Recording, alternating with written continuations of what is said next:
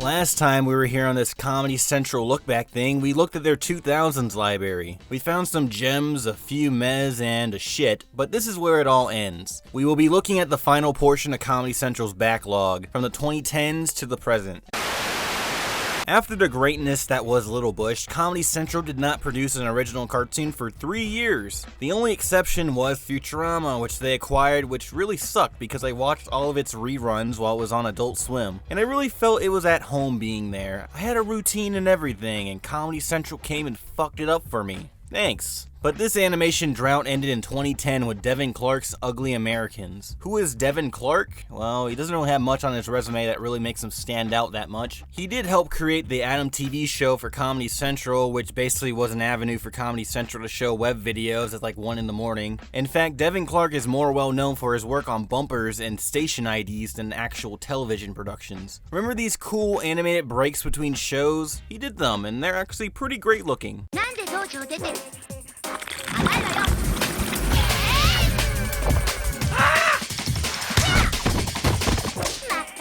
And his online creations gave him notoriety as well, and those creations helped form Ugly Americans into what it is. Ugly Americans started off as a pretty different show. It was not called Ugly Americans originally, it was under the title 5 On with Alan Whiter, a show actually written by Nick Kroll and John Mulaney before anyone really gave two shits about them. Look at that. It was a show about a reporter interviewing random people and creatures about pretty normal subjects, like what are their views on the environment, the state of immigration, and the healthcare system. It's an okay web series with an interesting world that David M. Stern from The Simpsons found intriguing enough to expand upon. It is fascinating looking at these short web animations and seeing the characters from Ugly Americans in a much earlier and very different form than what they were in the actual series. This is all well and good, but I can't help but feel disappointed that Devin Clark chose to work on Ugly Americans instead of what I feel to be a much more interesting, compelling, and just better quality short that he made titled Cock. A short film where Devin takes us into the daily life of his penis. Oh, here we go, the first urination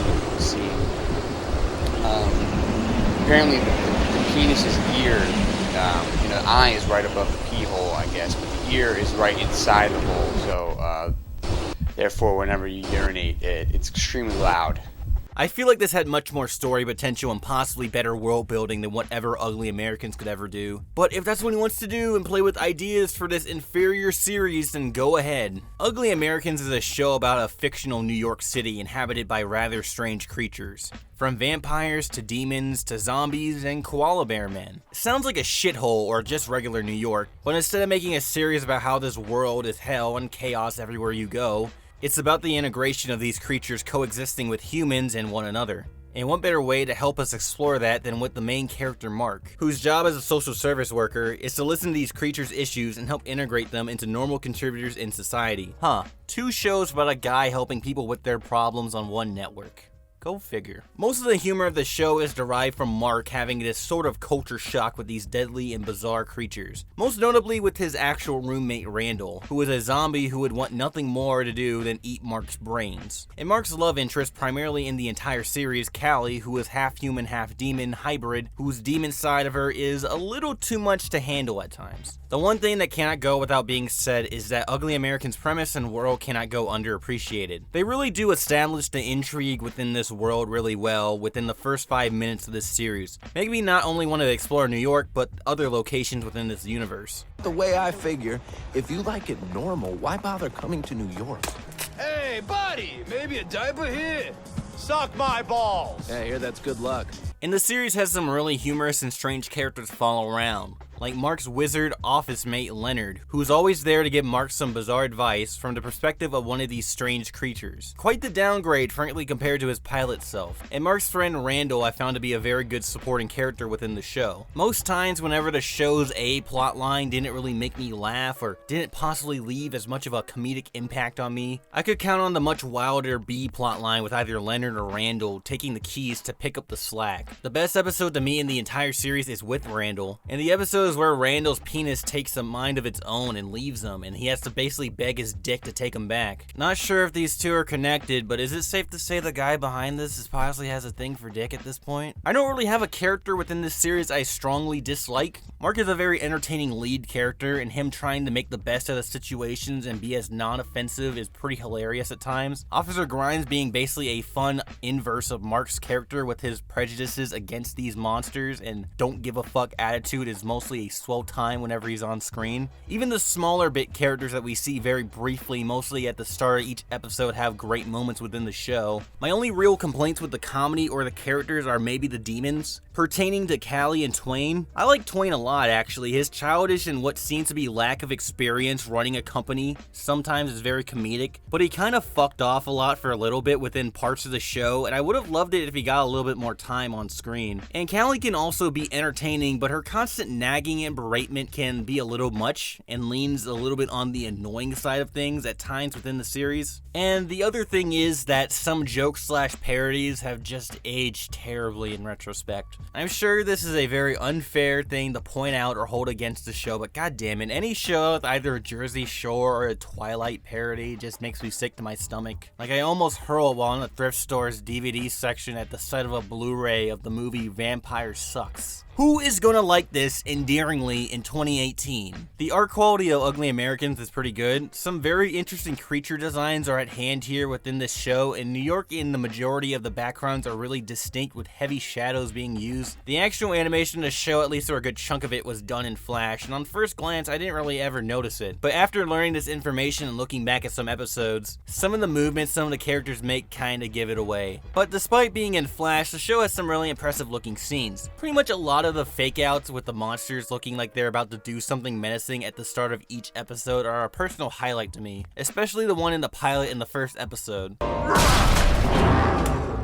You know that time when you just moved to the city and you take the first apartment you find on Craigslist with some dude you never expected? That's where my story begins. The door was unlocked!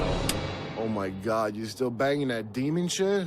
I thought someone was getting murdered in here last night. Ugly Americans did not really last long at all. It did, however, get a season 2, and a season 3 was planned, but that shit never came out, and the show was officially canceled. Weirdly enough though, the show did get a console game, and I like you guys a lot, but I'll be damned if I put $5 on the line to play this game. From the looks of all the gameplay footage I've seen, this just looks like a very repetitive and boring game to play. It just looks like you just run in a circle and mash the square button till all the enemies fall over and die without any real satisfaction within the combat. And obviously this game was on a budget of 2 peanut butter crackers, an orange slice, and half a juice box. They didn't have the money to fully animate any of the cutscenes, and instead did like Ed and Eddie Misadventures and had these stilted animations. Ugly Americans was a solid Comedy Central show with an interesting and genuinely funny cast within a cool world, and a show that would be following it up would have to have some heavy shoes to fill. But I'm sure Comedy Central could do it. I have faith in them. Crap. Remember Daniel Tosh? Sort of. Well, can't really blame you if you don't, because he has not really been that relevant since, like, I don't know, like 2014. But despite me saying that, Daniel Tosh at one point was an integral piece to the Comedy Central pie in the early 2010s. Basically, the setup was kind of like this. You had your South Parks that had its own audience and dedicated fans who would tune in. You had your daily shows with Jon Stewart following South Park with people tuning in as well. You had Stephen Colbert when he was actually funny and not whoring out his talk show spots to dipshit Let's Players and not forming his haha Trump is fat and orange Showtime show. And then you had Daniel Tosh with his own show, Tosh.0, rounding it out. His show essentially is a very cheap clip show with him standing in front of a green screen and him commenting on bloopers and internet videos akin to the classic AFV, or a more modern example, What's Happening Forum. But Tosh.0 was a successful show and I watched it when I was younger. Now the show really holds no place for me anymore because I could just go to YouTube or any forum site or Twitter and find videos there. And personally, the video selection on that show doesn't really fit my astute choices in online video entertainment. So Daniel Tosh was killing it, and like any schmuck nobody gives a shit about till they made it, they let him get the big piece of chicken at the dinner table this time. They gave him Brickleberry, and the show was really only made because Daniel Tosh was a part of it. I'm not really kidding, like nobody really wanted this show like that till Tosh's involvement. This was pitched to Fox and they didn't want it. Instead, they thought a Napoleon Dynamite series and Alan Gregory was a greater idea. What a situation to be put in as an executive. It's like you get the option to be kneed in the stomach, punched in the teeth, or kicked in the balls. No matter which one you pick, it ain't gonna feel good afterwards. There is literally no winning with this. And Adult Swim potentially was gonna swing on it, but Comedy Central came and swooped that shit up and put them in it. And this ain't just coming from me, Tosh basically says the same thing himself. All I wanted to do was write and produce. I certainly had no intention of doing a voice on the show, especially not for the bear character named Malloy. Comedy Central said, we've got a better idea. What if the bear does talk and you do the voice, or we don't buy it? Needless to say, that bear can't shut the fuck up now. This man had the opportunity to stop my suffering and end it all, but he refused to push the fucking button. Way to go, Daniel. Brickleberry is a show about a bunch of park rangers trying to protect the environment and just do their jobs, but here's the thing, they're completely inept and incompetent about any of their tasks as rangers. You got Steve, the idiot of the series, and essentially the main protagonist of the show, and he's kind of fat and causes a lot of mischief around the park. Ethel, the pretty one and the more responsible ranger who can turn into a slutty sex machine and alcoholic monster on a moment's notice. Connie, the gay, ugly, rejected one of the ranger group that not many of them like but is the comedic subject to a lot of physical violence within the show and insults. Denzel, the black guy of the ranger group. Woody, a crazy ex-war criminal, misogynistic, racist boss. And a talking animal who is very small and mischievous. Minus Woody, doesn't this show feel very similar to Family Guy? I mean, this was pitched to Fox originally. They even managed to take Family Guy's already met art style and found a way to make it look even more unappealing. Now that's a feat in it of itself. Pretty much whenever you think of a Family Guy-esque show, I always think of Brickleberry, and they obviously can't stay on the same level as Family Guy comedically. So they have to do something different. By that I mean crank that shit all the way up to an 11, and what you get is a series full of not very great racial jokes and one-note boring and tired characters. Look at the black guy, he's really funny. He just wants to fuck old ladies. Isn't that funny? Because old ladies are gross and wrinkly and haha. And they repeat the same 3 jokes with him over and over and over again. My favorite one that they repeat in this being the one where a white ranger will make an assumption on black culture or something racist towards African Americans. And Denzel would condemn them saying, "That's racist," and then do the said stereotype that they were inferring black people do. Honestly, it's not even that terrible of a joke, but I swear they do this at least 5 or 6 times with them, and I'm like, why are you doing this again? You had a humorous moment the first time. You crossed the finish line, you don't have to do anything else. Big gay Mixel deal, she wants to fist the shit out of the other girl in this series, and she has a masculine voice, which was honestly never funny. And the fact that she's a primary character is not great for me or my ears.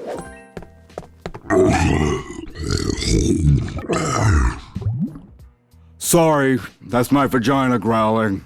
Steve is just a pretty basic, gullible, dickish, idiot type character, but unlike his contemporaries, nothing really extraordinary about him. Sometimes his gullibleness is a bit humorous at times, but for the most part, he's just a generic fool of the series. And for me, if you're gonna have a character be basically the main protagonist and his whole thing is that he's incredibly unintelligent and kind of a goof, I would think you would not want me to think that he's a complete piece of shit right off the bat. At least on the very first episode, like the first episode is him being a complete piece of shit, putting an amputee kid in the trash, wearing blackface, and then like trying to get one of the other characters who used to be an alcoholic back to drinking out of jealousy, just because they challenged him at possibly being head ranger. Like, I'm sorry if this sounds pretty over dramatic and bitchy, but I'm just thinking like, what if I was watching this for the first time again, and what would I think of this? And I'd probably see what else was on because I don't want to follow this character for a long time. I mean, Ethel is an okay character, but just like a Lois Griffin type, she basically just fulfills the same authoritative figure role or just loose cannon whenever the plot demands for it. The only human character I kind of liked was Woody, and the reason for that I found him funny is that Tom Kenny's playing a fat racist, and the idea of that gives me a good laugh sometimes. And who could forget the star of the series, Malloy, the obvious talking animal, because all adult shows need some sort of talking creature. Malloy honestly is the only other character in this series I actually enjoy other than Woody. The reason I kind of enjoy his presence is that the character is kind of a rude-spoke little piece of shit, and despite me not really liking the overall humor of the show, I think the writers do actually give Malloy some pretty decent lines and comebacks from time to time. And I think Daniel Tosh's delivery is okay, even though it is just his regular voice. I do think that his delivery does make some of the jokes funnier, and I think that he did an alright job voicing the character. Brickleberry is just an edgy try-hard of a show.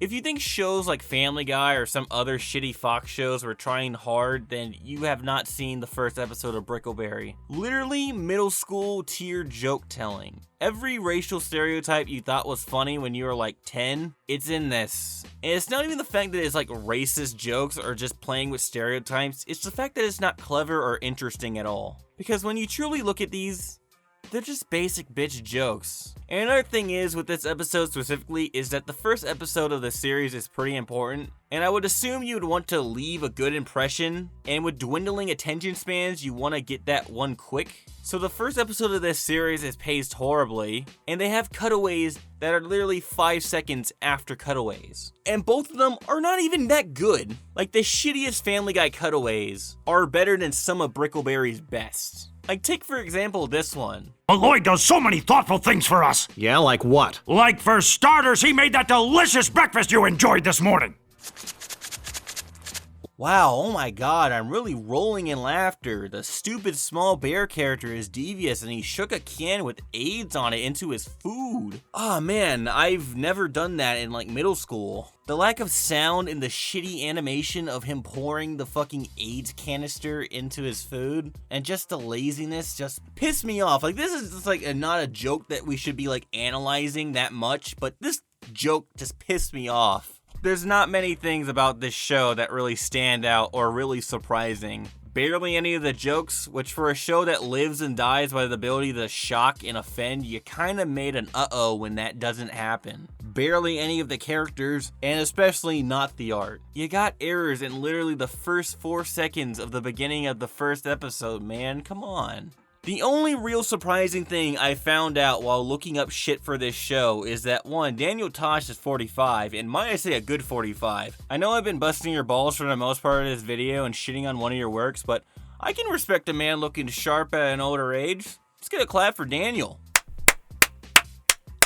It ain't gay. And two, the other surprising thing I found out about this show is that it had 3 seasons. I honestly thought it was canceled after the first one. And lastly, this show has a comic book for some reason. Like, I was like browsing a comic store and I like looked down and I see Brickleberry issue 1. I thought I was in hell, but no, this is real. I think I can say for every comic fan that if you don't have Brickleberry issue 1 within your collection, you are fake and you suck. Brickleberry is probably one of the worst Comedy Central shows in my opinion because, one, it reminds me of the horrible moments within my school life as well. To the time in my freshman year of high school where one of my friends was trying to show me and some girl he liked a clip from the show and saying it was the funniest shit ever on his phone. And neither of us laughed and we could see how visibly upset he was that we weren't finding it funny, and we just stood there awkwardly for the duration of the video, which was like 5 minutes not really laughing at all. And I just watched my friend pathetically try to explain why the joke was funny, and we again stood there very silently. I think he got rejected too, so Brickleberry is possibly responsible for cucking one of my friends, so that's not cool, man. Either that, he was just a total geek idiot, but not cool, Brickleberry. But don't worry, kids of the future, you might be able to have your own embarrassing Brickleberry stories because the guys who made Brickleberry are making a Netflix show that looks kind of exactly like Brickleberry, but it's not, except this is with cops. There are a lot of tasteful jokes within Brickleberry, so expect the eventual black male getting gunned down by police joke within this series to be done really well and to be very comedic, and I hope that it wins an Emmy. Do Netflix shows even get considered for Emmys? I don't know. I hope that this show wins. I'll watch it when it comes out and give it a chance to breathe later, but I'll give their new show this. The premise on their wiki page is pretty epic. Paradise PD follows a small town police department. They're bad cops. Not bad like no nonsense. Not bad like cool. Bad like shitty. Now with a premise like that, I'm sure it will climb the Netflix charts. Brickleberry, pretty shit. Next we move to Trip Tank, or Comedy Central's take on liquid television. That's pretty much what this show is, but because it's Comedy Central and this is rated TVMA, this version has to be a little bit more edgy, bro. Despite some of the really unfunny jokes probably pressured by higher-ups, I thought Trip Tank was actually a pretty decent show. And what I liked about it was that they took online animators from who I remember watching on Newgrounds and YouTube and put them on the show. You got Yotam Pearl, Johnny Ethico, even the heavily demanded online series Hellbenders at one point was being negotiated to possibly be on, but that deal fell through. And the art and animation for some of these sketches, even if some of the jokes aren't to my liking, can't be denied. But the art obviously varies. When you have a show that is submitted by multiple creators, this is bound to happen. But for any good-looking Trip Tank short, there's gonna be ones that kinda look questionable. Does Trip Tank live up to what it was inspired by? Hell no. But it was fun, and I enjoy these blocks where people submit shorts and things that can be turned into pilots if they're good enough. Trip Tank did spawn one cartoon series, and we'll get to that one later. It's a hit or miss random assortment of cartoons. Check it out if you want. Ah, the 80s. What a time. Cocaine, cancerous cell phones,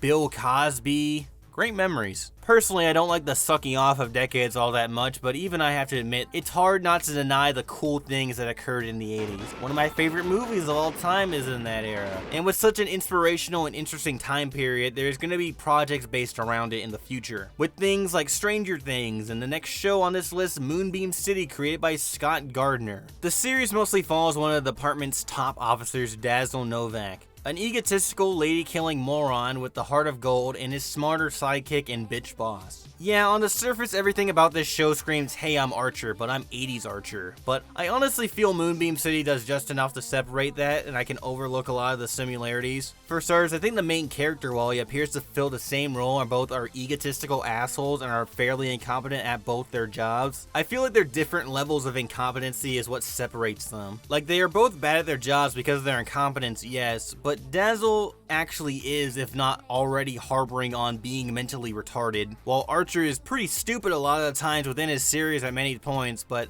I wouldn't call him a complete moron. Dazzle, on the other hand, is just too scatterbrained. Like, if we were to run an IQ test on both these characters and ask them what 5 plus 5 is, I'm sure Archer could get it right, but Dazzle, I'm very hesitant to say the same. I see the comparisons and I get why people would say this, but I just disagree. But just talking about Moonbeam City by itself, I think it's a very decent and entertaining series to watch. While Dazzle is a moron, he's a likable but humorous moron at that. And I think Rob Lowe, the man that never ages, really helps elevate the show for me. Alongside with Will Forte, with Dazzle's possibly even more idiotic and absurd rival Rad. Some really funny situations within this show happens with Rad.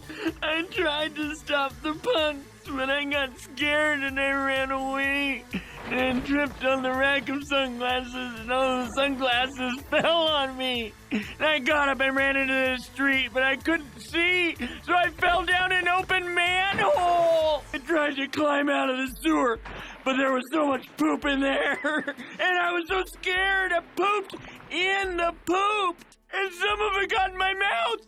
And I kinda liked it! And there are just some episodes in the series that are just about stupid bullshit that I find pretty fascinating myself. Like, there's an entire episode early on within the series about how this pretentious German loser, who is seen as a god in the eyes of many people in Moonbeam City, but his grand artwork is just those shitty bowling alley animations. Every time I see like these stupid bowling alley animations, I just burst out laughing looking at them. And that episode did not disappoint me. And even the art in this series is really something to appreciate heavily. Inspired by the works of Patrick Nagel, it does the same function as a Nagel painting. By making one, the characters look absolutely beautiful, but also very striking and interesting to look at with their overly white skin, making all the other colors, especially the characters' eyes, stand out. And for a lot of adult cartoons and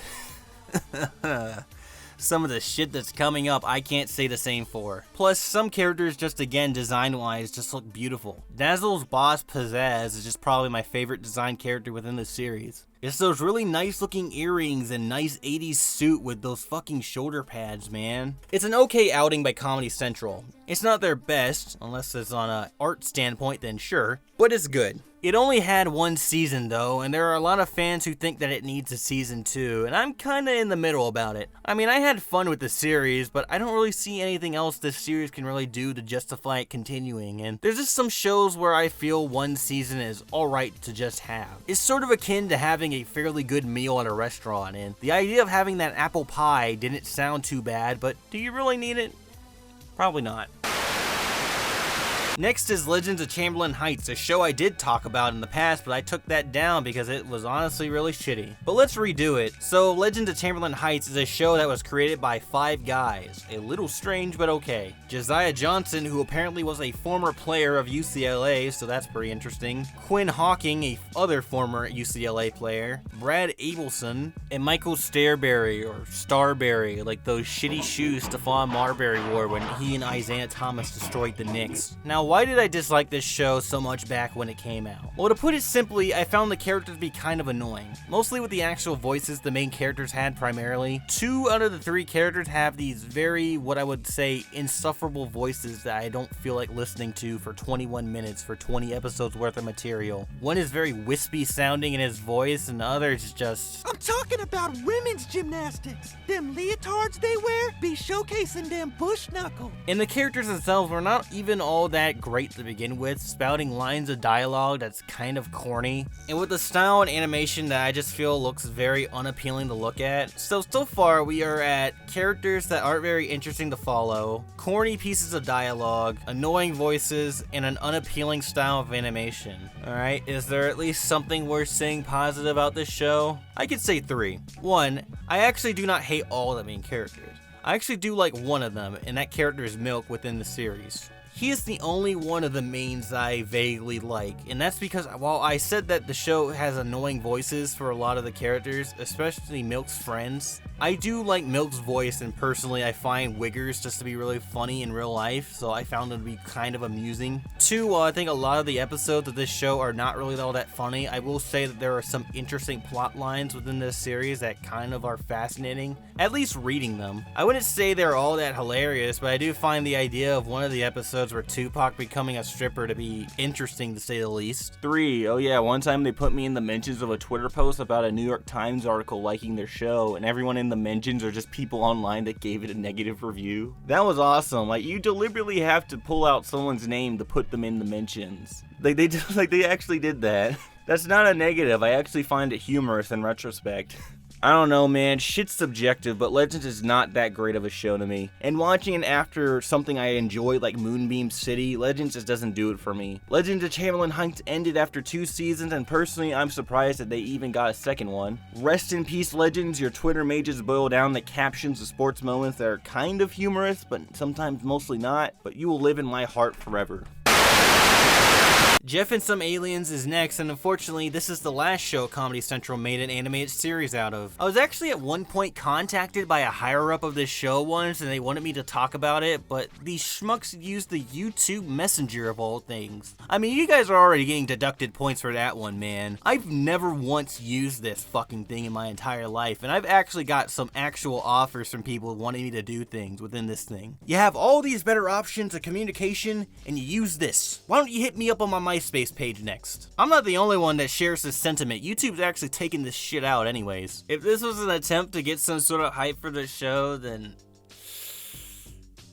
Ooh, my bad, man. Jeff and Some Aliens originally came from Trip Tank, and not my personal favorite short. It wasn't horrible, but I didn't really think this was the one to be expanded upon in this way as a TV series. But alright, so the show is basically about a middle-aged man living alone in his home, and his roommates, who are a bunch of aliens, have come to Earth to study the most average man on the planet and see if humans are worth investing into. Alright, it's a very simple premise. Jeff and Some Aliens is surprisingly not bad. Actually, it's kind of funny. The dark and sometimes juvenile humor in this show I found to be hilarious at times. And the main character Jeff, played by Brett Gelman, is an actual fun protagonist to follow. You would think the most average man on the planet would be the complete opposite. Despite his appearance, Jeff isn't actually a piece of shit. He's actually a pretty nice guy, just wanting to do the right thing. Sure, he's a bit immature, but he wasn't what I assumed he'd be. I thought he'd be an overly obnoxious and unfunny, selfish prick, but the combination of the situation he's put in with these aliens on top of his patheticness just makes for a really fun character to follow. The aliens who also appear frequently in the show are hit and miss.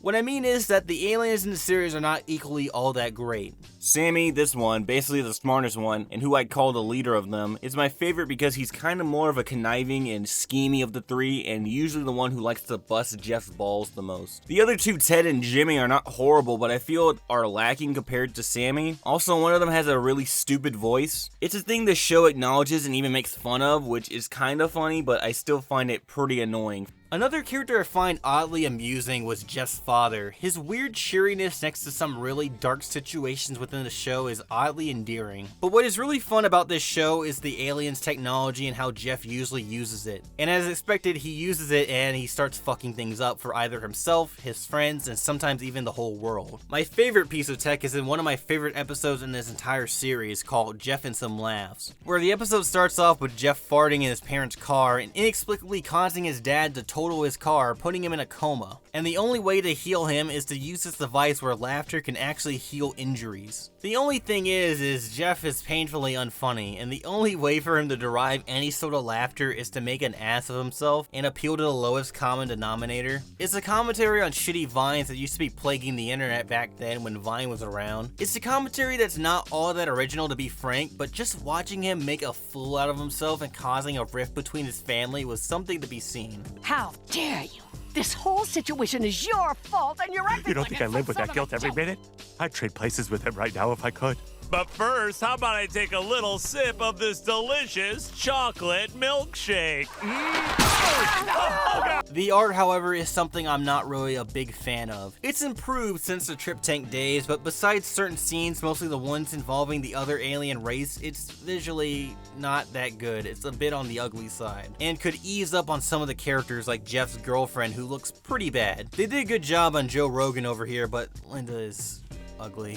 Jeff and Some Aliens was a short-lived series and didn't really garner much of an audience at all. I mean, they're talking to me, for Christ's sakes. But it was actually pretty good, and it makes 2 of the last 3 Comedy Central shows they made actually enjoyable watches in my book. Not great, or truly anything astounding, but entertaining. Will Jeff and Some Aliens ever come back? At this point, people, it seems as possible as hell freezing over, but who knows? Companies like Adult Swim could swing on it, I guess. It's kind of always felt like a show that might have been more suited for them rather than Comedy Central anyways. But at this point, it's fucking dead. As dead as this list because I'm all out of shows. Comedy Central has yet to come out with another animated show. Looking at how their recent shows have performed, I'm not sure they will be coming out with one for a while. Comedy Central, in my opinion, needs another animated show that they can pair alongside South Park, because I believe if they give them enough time and not try to force in shitty offensive humor for teenagers, I mean, that only really worked once. And for a lot of people, that is very debatable if that even worked at all. But if they give them enough time and don't try to shove in offensive humor, I think they can make a quality show. Throughout this entire list, I have, for the majority of it, enjoyed most of their animated content. Here's my list from best to worst of all their shows. Hopefully the wait isn't too long and isn't another Brickleberry. This video series is finally over. This thing I've been doing for a couple months is finally done. No longer Mars when part 3 ever again now. At least hopefully not for the future. Comedy Central, it's over. They don't have any more shows for me to talk about, but we're not done talking about networks. We are still gonna be talking about networks, maybe in a little bit. Maybe a little while we'll talk about another network. I'm open to suggestions on what networks and programming blocks that you guys want me to talk about or to look into. Leave those suggestions in the comments below. Thanks for sticking around. I know that these videos take like a fucking eternity to make and they're kind of a pain in my ass, and there's a bottle cap on the floor, but thanks for watching. I've been Mars Reviews and I'm gonna die.